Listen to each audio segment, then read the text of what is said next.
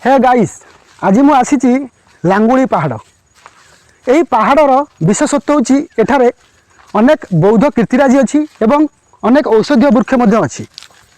आज मुझे पहाड़ को आसी किसी लिंब पत्र नेबी एवं ताकू कुकिंग करी खाइबा कौन आपण मैंने लिंब पत्र खाती कि खाती ना ना कहीं यह बहुत पिता लगी था किंतु जदि आपण मैंने यार बेनिफिट्स विषय जानवे आपण मैंने निश्चय कहे मु लिंब पत्र प्रतिदिन खाइबी। तबे कौन से बेनिफिट्स जहाँकि आपण मानक शरीर को बहुत फायदा देव एवं आपण मैंने ताकू निश्चय कहे मु खाइबी। तबे चलतु यार औषधीय उपकारिता विषय जाना।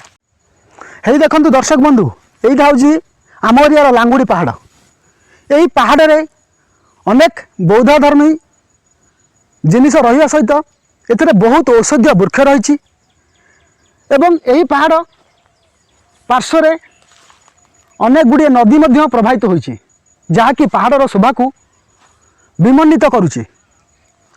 तेणु यही पहाड़ आज मु आसी किछि लिंब पत्र नेबी एवं यही लिंब पत्र को कुकिंग करी खाइबी, कारण मते लिंब पत्र खाइबा पई बहुत भल लगे। आपण मन तो लिंब पत्र खाई नथिबे कहीं ना यही लिंब पत्र बहुत पिता लगी थाए, बहुत कड़ा होता है।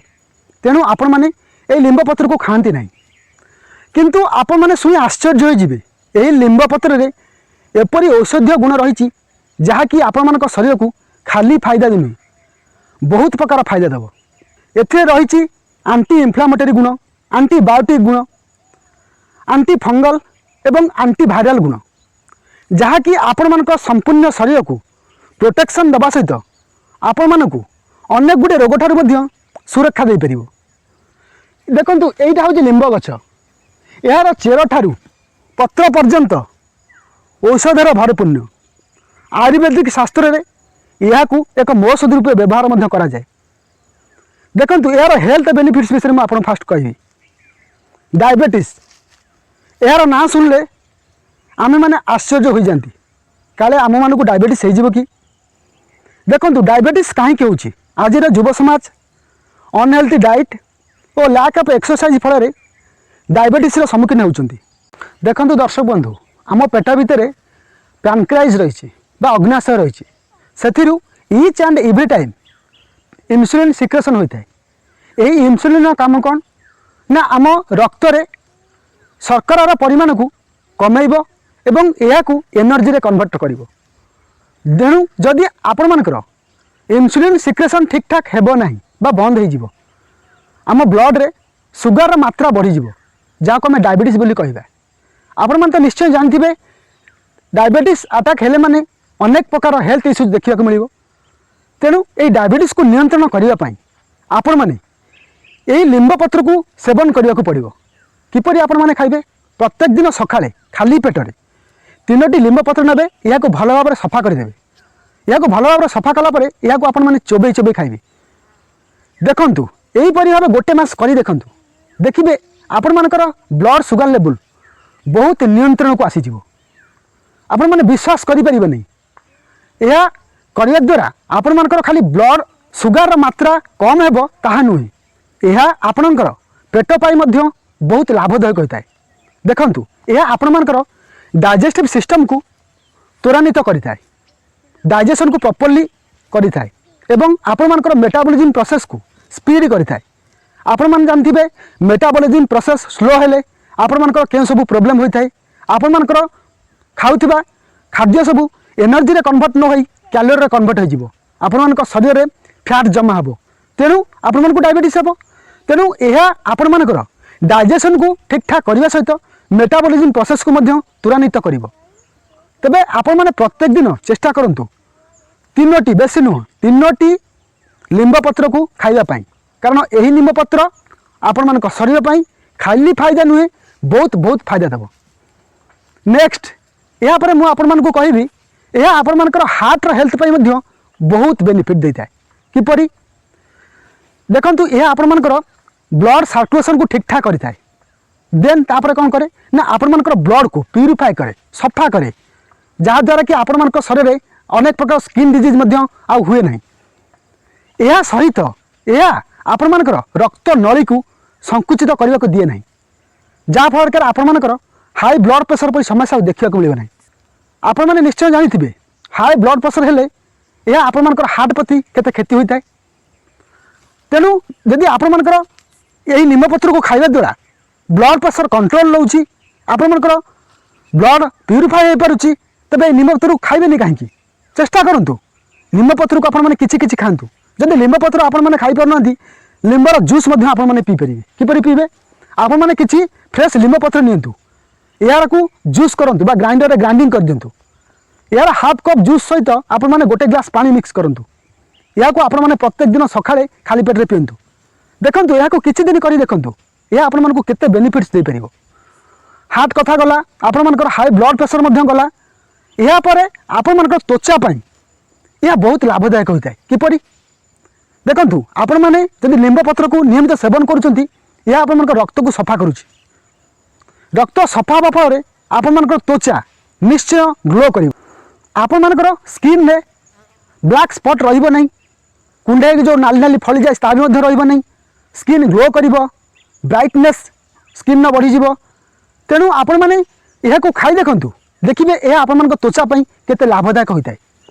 यापर यह आपर पिंपल्स आक्नी व्रण समस्या को दूर कर किपरि भल कर आपण मैंने जदि नियमित सेवन करुँच कौन ना ये लिंब पत्र जूस को किंबा लिंब पत्र को डायरेक्ट आप चोबई खाऊँ यह तो आपण शरीर में बेनिफिट्स देव या सहित व्रण और आक्नी समस्या आपण मैंने निम पत्र को ग्राइंडिंग करूँ ग्राइंडिंग कलापर एथिरे गोटे चामच हलदी एवं गोटे चामच आलवेरा जूस एवं आपण मैंने एथिरे गोटे चामच गोलाप जल को मिक्स करी आपण मैंने प्रत्येक दिन गाधेया पूर्व यह आपण फेस रे मसाज करूँ लगे दिंतु यार किसी समय पर आपण मैंने गाधे जी यहीपरि भाव आपण मैंने गोटे मास कर देखूँ देखिए आपण फेस रो ग्लोइंगनेस निश्चय बढ़ आक्नी समस्या निश्चय दूर हो आपण फेस रे व्रण देखा ना।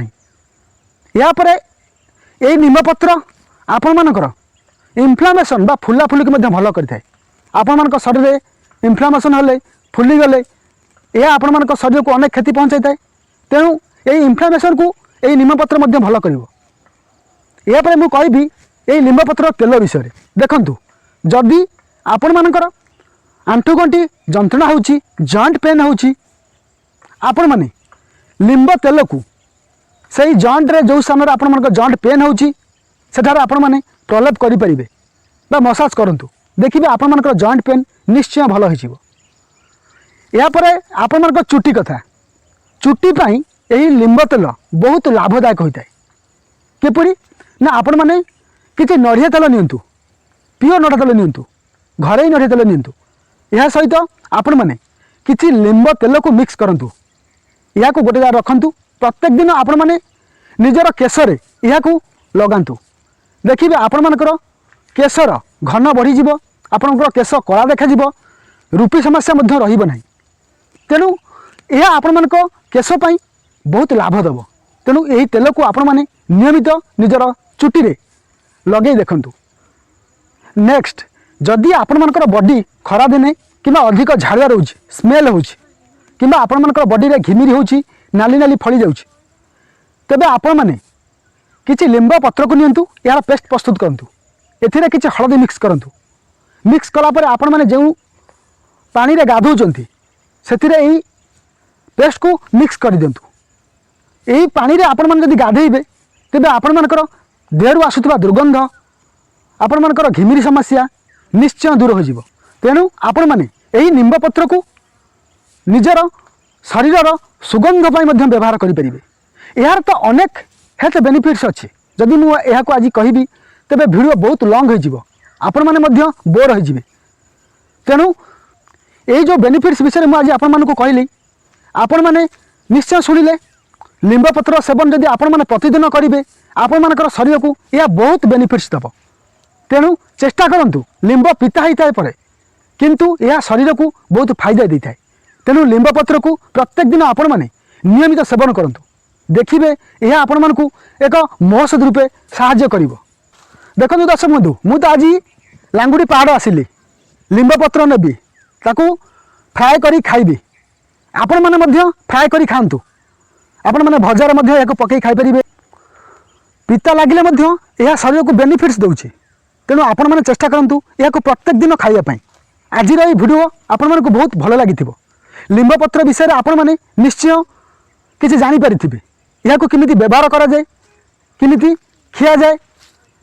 हाँ दर्शक बंधु यार साइड इफेक्ट रही जदि आपण मैंने अधिक लिंब पत्र को व्यवहार करेंगे यह आपण मानक पार्श्व प्रतिक्रिया देव तेणु क्यों मैंने लिंब पत्र को खाइबे नहीं प्रेग्नेंट वोमेन मैंने बा गर्भवती महिला मैंने ये लिंब पत्र को अवॉइड करूँ एवं आपण मैंने बहुत कम मात्रा खातु सीमित मात्रा खातु 2-3 लिंब पत्र खातु बेसी खातु नहीं कारण एक्सेस खाइले यह आपण मानक अनेक प्रकार साइड इफेक्ट देव।